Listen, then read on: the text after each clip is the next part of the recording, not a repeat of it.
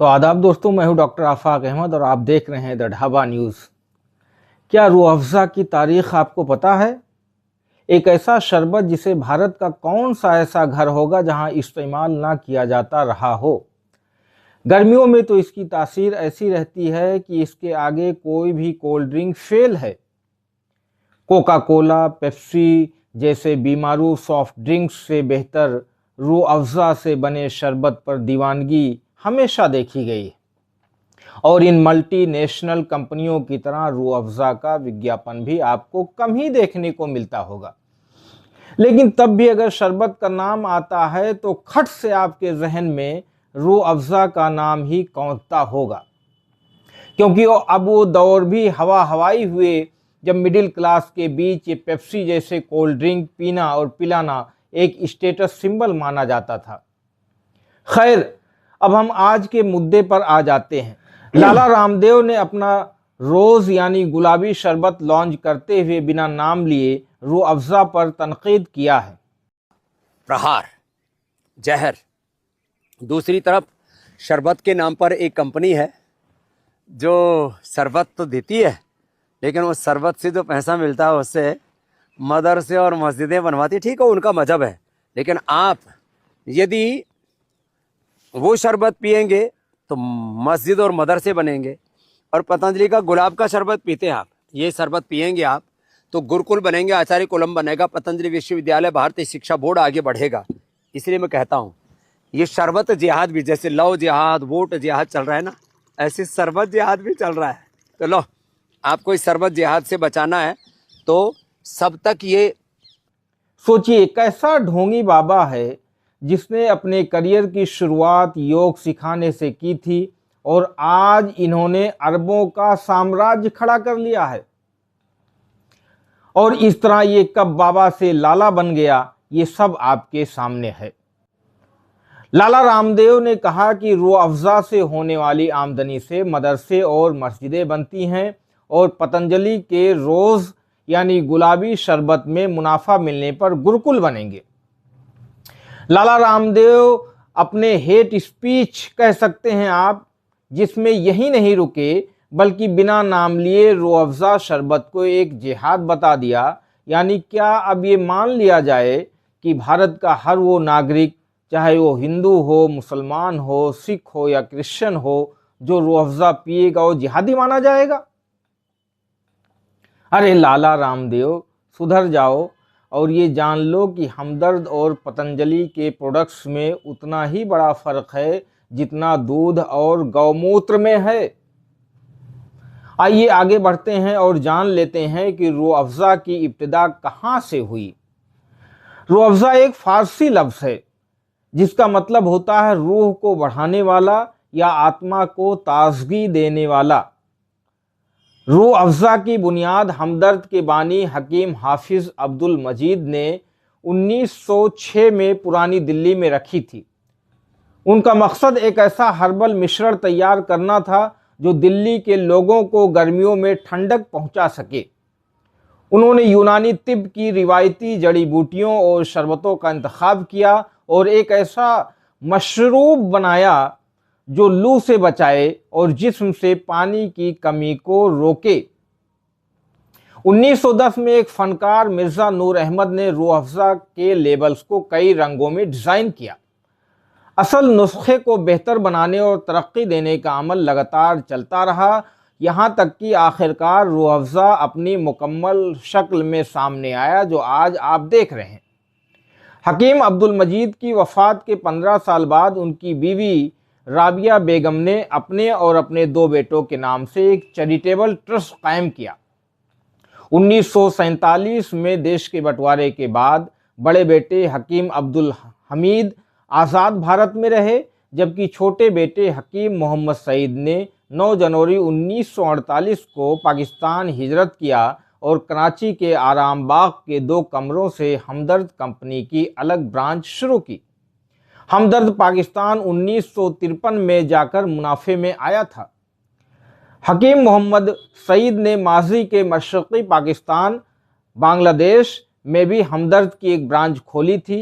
उनकी बेटी सादिया रशीद के मुताबिक जो 2019 में हमदर्द पाकिस्तान की चेयरपर्सन थीं। उनके वालिद ने बांग्लादेश की 1971 में पाकिस्तान से आज़ादी के बाद ये कारोबार वहाँ के लोगों को तोहफे में दे दिया था। यानी लब्बो लुआब ये है कि हकीम अब्दुल मजीद ने हमदर्द दवाखाना की बुनियाद रखी, तो बाद में एक बड़ी यूनानी दवा कंपनी बन गई। रूह अफ़ज़ा उसी का सबसे मकबूल प्रोडक्ट बना। रूह अफ़ज़ा में गुलाब, केवड़ा, शिकंजी, हर्ब्स और सब्जियों के अर्क शामिल होते हैं। इसे दूध, सादे पानी में डालकर या पानी में नींबू निचोड़कर खस या आइसक्रीम के साथ पिया जाता है। पुरानी दिल्ली के शरबत मोहब्बत भी रूह अफ़ज़ा से बनाया जाता है, जिसकी बात ही अलग है। तीनों मुल्कों में इसकी रेसिपी थोड़ी अलग हो सकती है, लेकिन नाम और ताजगी वही रहती है। अब आइए जान लेते हैं कि लाला रामदेव का विवादों से क्या नाता रहा है। इंडियन मेडिकल एसोसिएशन ने कोरोना महामारी के दौरान स्वास्थ्य मंत्रालय से मांग की थी कि बाबा रामदेव के खिलाफ सख्त कार्रवाई की जाए, क्योंकि उन्होंने अपने बयानों से आम जनता को गुमराह किया है। IMA ने कहा था, रामदेव को एपिडेमिक डिजीजेज एक्ट के तहत सज़ा दी जानी चाहिए, क्योंकि उनके बेवकूफ़ाना और गैर इल्मी बयानों से समाज और गरीब आवाम को नुकसान पहुंचा है। IMA ने एक वायरल वीडियो का हवाला देते हुए कहा था कि रामदेव का कहना है एलोपैथी एक स्टूपिड और दिवालिया साइंस है। उन्होंने दावा किया कि लाखों लोग एलोपैथिक दवाइयां लेने के बाद मर गए। रामदेव ने रेमडेसिविर और फेविफ्लू जैसी दवाओं को भी कोविड-19 में नाकाम बताया था, जो drugs controller general of India ने मंजूर की थी। हालांकि पुलिस ने योग गुरु बाबा रामदेव और उनके 4 साथियों के खिलाफ एक FIR दर्ज की थी और कहा था कि एक नकली आयुर्वेदिक दवा कोरोनिल को कोविड-19 का इलाज बताकर बेचने की साजिश रची गई और ये दावा किया गया कि इसका क्लिनिकल ट्रायल कुछ मरीजों पर किया गया है। FIR में साफ कहा गया कि ये दावा बिना यूनियन आयुष मिनिस्ट्री की मंजूरी के किया गया, यानी सरकारी इजाज़त के बगैर। इस केस में पुलिस ने साजिश, झूठे प्रचार और धोखाधड़ी जैसी धाराएं लगाई थीं और 5 लोगों पर IPC की धारा 420, चीटिंग और drugs and magic remedies objectionable advertisements act 1954 की धारा 4 और 7 के तहत मुकदमा दर्ज किया था। फरवरी 2024 में सुप्रीम कोर्ट ने पतंजलि आयुर्वेद के खिलाफ अदालत की अवमानना का नोटिस जारी किया था, क्योंकि पतंजलि की जानिब से ऐसे विज्ञापन छापे गए जो सीधे तौर पर drugs and magic remedies objectionable advertisements act 1954 और उसके नियमों की खुलेआम खिलाफ वर्जी करते हैं। जबकि नवंबर 2023 में खुद पतंजलि ने कोर्ट को यकीन दिलाया था कि वो इस तरह के गुमराहकुन इश्तेहार नहीं देंगे। तब सुप्रीम कोर्ट ने बाबा रामदेव को झूठ बोलने और अदालत को गुमराह करने, इन दोनों मामलों में कार्रवाई को लेकर कड़ी फटकार लगाई थी और चेतावनी दी थी। 2 जजों की बेंच ने सरकार पर भी नाराजगी जाहिर की थी और कहा था कि जब पतंजलि ने कोविड-19 महामारी के दौरान अपने प्रोडक्ट्स को हर मर्ज की दवा यानी रामबाण औषध बताकर बेचा, तो सरकार ने जानबूझकर अपनी आंखें क्यों मूंद रखी थी। सुप्रीम कोर्ट ने केंद्र सरकार से कहा कि वो हलफनामा दाखिल करके साफ करे कि वो इस पूरे मामले में शरीक या मददगार नहीं थी। 2020 में पतंजलि ने दावा किया कि उसकी दवा कोरोनिल कोविड-19 की इलाज है, लेकिन बाद में बताया गया कि ये सिर्फ एक सपोर्टिव मेजर है, इलाज नहीं है। अब जरा सोचिए, फरवरी 2021 में जब पतंजलि ने कोरोनिल को प्रमोट करने के लिए प्रेस कॉन्फ्रेंस की, तो उस वक्त केंद्रीय स्वास्थ्य मंत्री डॉक्टर हर्षवर्धन और नितिन गडकरी भी मंच पर मौजूद थे, जिससे पतंजलि के दावों को सरकारी समर्थन जैसा माहौल मिला और अवाम में उसे सच्चा मान लिया गया। आयुर्वेद के नाम पर नकली दवाएं बेचने के लिए सुप्रीम कोर्ट ने उतने ही बड़े विज्ञापन छापकर माफी मांगने के लिए बाबा रामदेव को कहा था, और जब रामदेव ने ऐसा किया तब जाके इन्हें अदालत ने राहत दी थी। जितने बड़े बड़े विज्ञापन रामदेव ने नकली आयुर्वेदिक दवाओं के लिए करवाए थे, ठीक उतने ही बड़े बड़े विज्ञापन छपवा कर रामदेव ने अपना माफीनामा आवाम के सामने रखा था। अब आइए बात कर लेते हैं रामदेव के उस अकूत साम्राज्य के बारे में जो इन्होंने इतने कम समय में खड़ा किया है। 23 मार्च 2014, नई दिल्ली, मोदी और रामदेव का गठजोड़। मोदी मुस्कुराए, रामदेव भी हंस दिए। एक सियासत का चेहरा, दूसरा कारोबार का।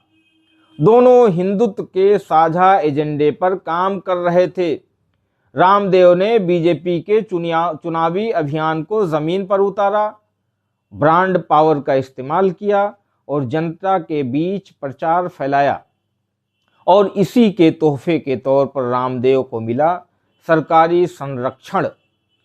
2013-14 में पतंजलि आयुर्वेद की आमदनी 1184 करोड़ थी। ये 2012-13 की तुलना में 843 करोड़ की आमदनी से बढ़ोतरी दर्शाता है। 2015-16 में पतंजलि आयुर्वेद की आय लगभग 5000 करोड़ थी, जो पिछले वर्ष की तुलना में 150% की वृद्धि दर्शाती है। 2014-15 में कंपनी की आय 2500 करोड़ थी।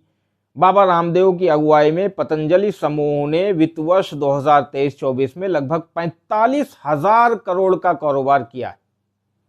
बाबा रामदेव ने अगले 5 सालों में इस समूह का कारोबार 1 लाख करोड़ तक पहुंचाने का टारगेट रखा है। जहां तक बाबा रामदेव की व्यक्तिगत संपत्ति का सवाल है, इस बारे में सटीक जानकारी मौजूद नहीं है। हालांकि पतंजलि आयुर्वेद के प्रबंध निदेशक आचार्य बालकृष्ण की संपत्ति करीब 30,000 करोड़ आंकी गई है।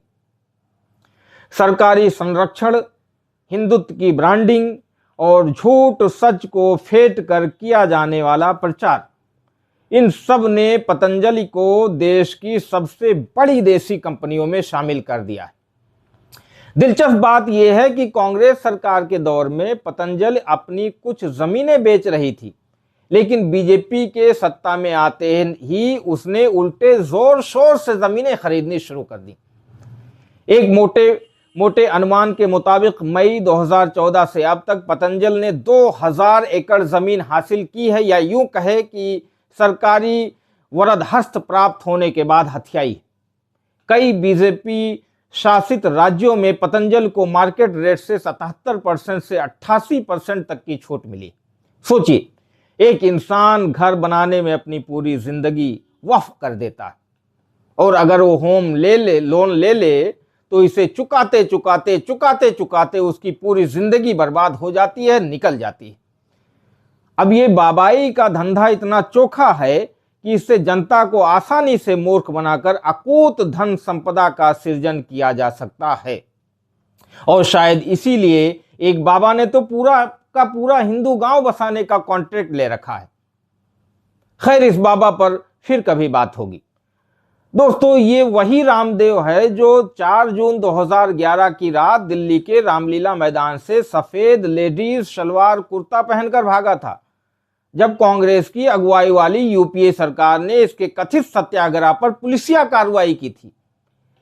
मुनाफाखोरी के लिए सत्ता और राजनीतिक दलों के सामने अपना जमीर गिरवी रखने वाले बाबा रामदेव जैसे पाखंडी बाबाओं की वजह से आज देश में नफरत और अराजकता का माहौल है, जिसकी ताज़ा मिसाल है रामदेव का रूह अफ़ज़ा को लेकर दिया गया शरबत जिहाद का वक्तव्य, जो साबित करता है कि अपने प्रोडक्ट्स की मार्केटिंग के लिए ऐसे लोग कितने नीचे तक गिर सकते हैं और किस दर्जे की नीचता पर उतारू हो सकते हैं। और जब ऐसे पाखंडी बाबाओं को सरकारी संरक्षण प्राप्त हो तो इनका कौन बाल बीका कर सकता है। दुख तो तब होता है जब जनता ऐसे ढोंगी बाबाओं पर आंख मूंद कर विश्वास करती है और इनके बनाए गए नकली उत्पादों को चाव से खाती है और प्यार देती है, और ये जरा भी नहीं सोचती कि ये लोग अपने फायदे के लिए उनकी सेहत के साथ लगातार खिलवाड़ करते हैं और अपनी तिजोरियां भरते हैं। इन्हीं बातों के साथ मैं आपसे विदा लेता हूं दोस्तों। मेरे साथ इस वीडियो के आखिर तक बने रहने के लिए आपका बहुत बहुत शुक्रिया। जय हिंद।